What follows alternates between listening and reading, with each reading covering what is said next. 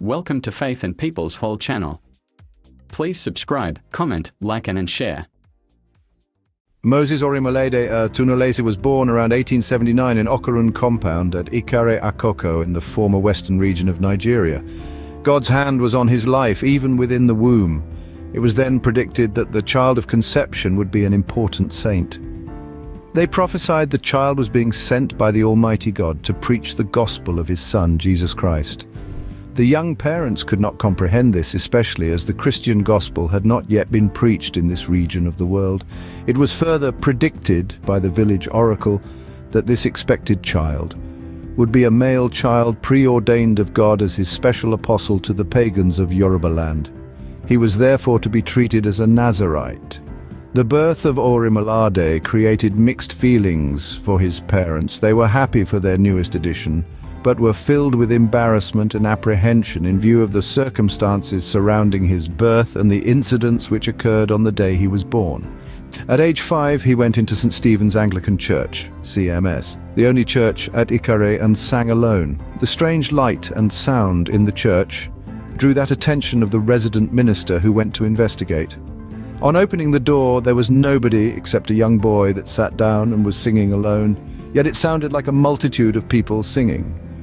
When Orimolade was asked who was in the church singing, he answered, "We are." At 12 years of age, the call to preach the gospel of Christ burned deep within his heart. From this point, Orimolade began to preach the gospel of Jesus Christ without interruption. He preached with power and demonstration. His entire focus was instantly directed towards full-time ministry. His campaigns began with political resistance in support of Christians. He preached with such power and authority that God shook the earth on that day. Many were afraid and ran away. From this moment on, Orimolade's name was one that became feared. He was recognized by some as a man who could talk to God, and by others as a man who had control over invisible spirits.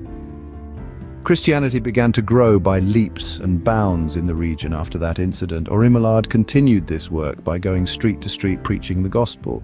Moses Orimolade arrived in Lagos on July 12, 1924 and lodged at Holy Trinity Anglican Church with the sexton of the church, Emmanuel Olumodeji, from his hometown. He started preaching and praying for people all over Lagos in Nigeria. Many people in and around Holy Trinity sought after Orimolade for spiritual inquiry and counseling. He developed a reputation for seasoned preaching and fervent prayer and became known among the people as the Baba Aladura, Father that prays.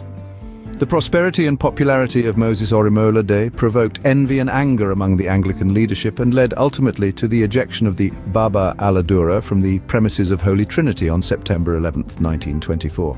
This aroused the sympathy and support of people in and around the church. They followed Orimolade out of Holy Trinity and thereafter to his places of residence. Orimolade called this group of supporters and sympathizers the Aladura Band, and continued his preaching and prayer with them. He died on October 19, 1933. Thank you for watching Faith and People's Whole channel. Please subscribe, comment, like and share.